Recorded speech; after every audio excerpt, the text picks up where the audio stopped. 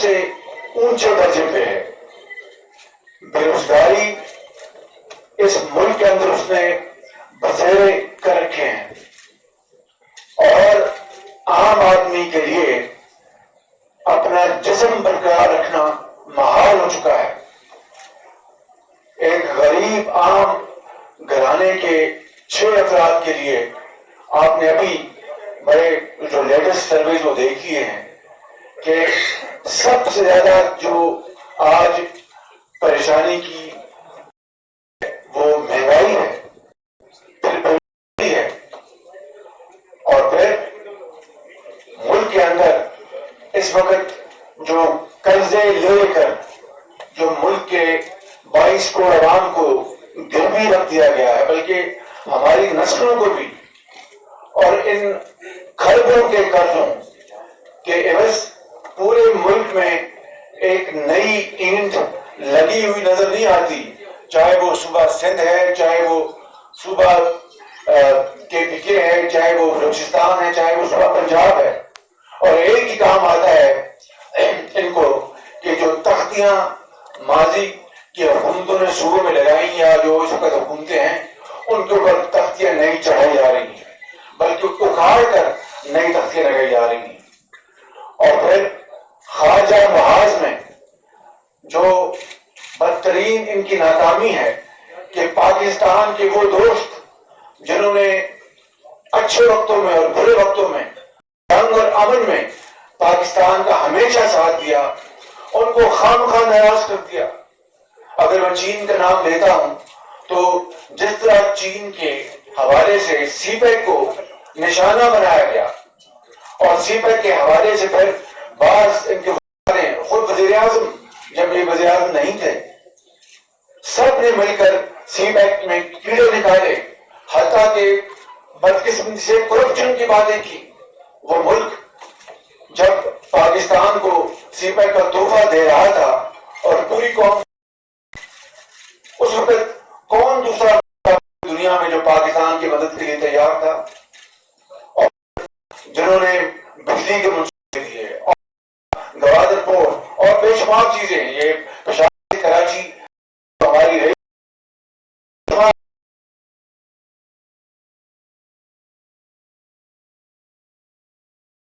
کی اور بیجا الزامات لگائے.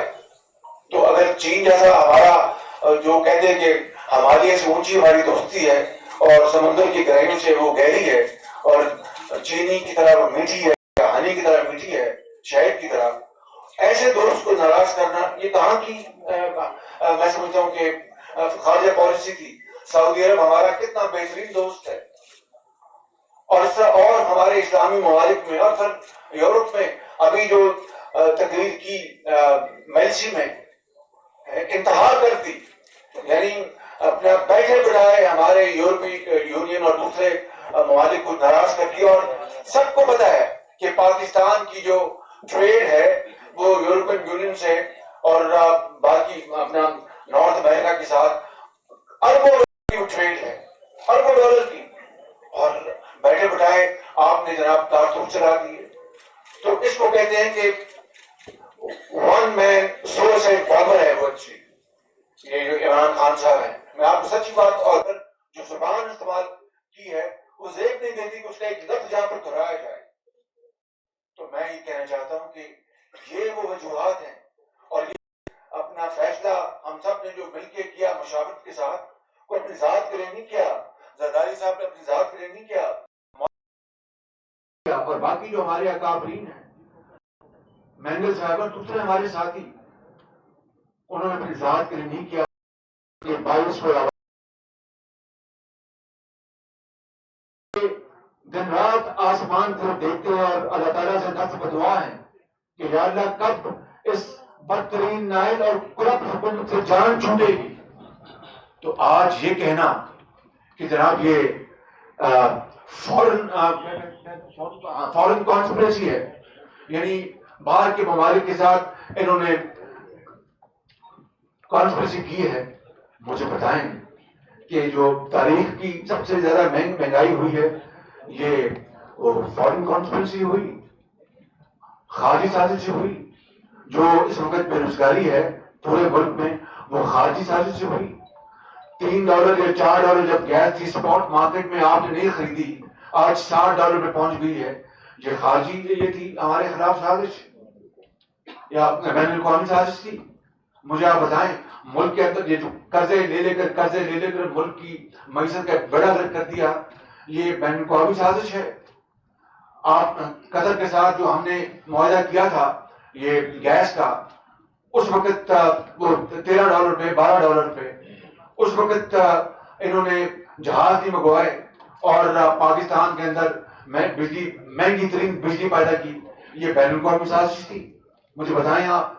اور پھر پوری اپوزیشن کو دیوار کے ساتھ چن دیا اور اپنے جو سکینڈل ہیں، چاہے وہ شوگر سکینڈل ہے، چاہے وہ ویٹ سکینڈل ہے، چاہے وہ LNG سکینڈل ہے جہاں پر اربوں خربوں کھائے گئے، چاہے وہ یہ آپ کی ادویات کا سکینڈل ہے، معلم جبہ ہے، آپ کا پشاور میٹرو ہے، آپ کی یہ بلین ٹری اسکیم ہے، آپ نے اپنا خود اپنا ہیلی کاپٹر جو ہے وہ نیب نے اس کے اوپر اپنے انویسٹیگیشن کی، فورن فنڈنگ ہے. یہ کیا بین الاقوامی سازش ہے؟ کہ اس سے زیادہ احمقانہ اور بے بنیاد اور کوئی الزام ہو نہیں سکتا. یہ سب پاکستانی ہیں، ان کے رگوں میں پاکستانی ماں باپ کا خون اپنا چل رہا ہے، دوڑ رہا ہے بالکل. اور اس طرح کی بات کرنا یہ میں سمجھتا ہوں کہ کسی طور بھی مناسب اور ان کو زیب نہیں دیتا تھا. بہرکیف میں یہ گزارش کروں، میں لمبی بات نہیں کروں گا، ختم کروں گا، پھر میرے مہربان یہاں پر بیٹھے ہیں وہ بات کریں گے کہ ہم نے یہ فیصلہ سوچ سمجھ کے کیا اور پاکستان کی 22 کروڑ عوام کی خواہشات اور ان کی جو دلی ان کی جو دعائیں تھی یہ ان کی عکاسی ہے کہ ہم نے یہ فیصلہ کیا. اور پھر الحمدللہ آج یہ موشن اپنے وہاں پر اسپیکر کے آفس میں جمع ہو چکی ہے، اس کی ہمیں سائنڈ رسید مل گئی ہے اور اللہ تعالیٰ کو منظور ہوا.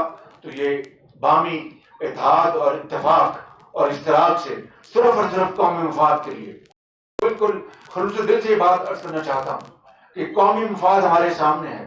اور اگر یہ بات کی جائے کہ انہوں نے کیا کچھ نہیں کیا اپوزیشن کے خلاف، کن کی بیٹیوں اور بہنوں کو جیلوں میں ڈالا، کن کے بزرگوں کو جیلوں میں ڈالا اور بے جا الزامات، اور اوپر تلے انہی کی حکومت اور نیب کورٹس ان کو جناب ایکوٹل دے رہی ہے. ایک دن میں کئی مثالیں دے سکتا ہوں. یہ کسی طور پہ احتساب نہیں، یہ بدترین انتقام ہے. لیکن میں آپ کو ابھی بتا دیتا ہوں کہ the word victimization is not in our dictionary.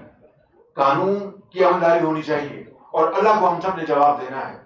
تو یہ ہے وہ محرکات وجوہات جس کی بنا پر ہم سب نے مل کر بڑی الگ ریزی کے ساتھ کئی ہفتے ہماری میٹنگز ہوئی ہیں، لاہور میں، اسلام آباد میں، ہر جگہ. اور اس کے بعد ہم اس فیصلے پر پہنچے کہ اب مزید تاخیر کی تو نہ عوام معاف کریں گے ہمیں، نہ خدا ہمیں معاف کرے گا. آپ کا بہت بہت شکریہ، یہ بڑی مہربانی.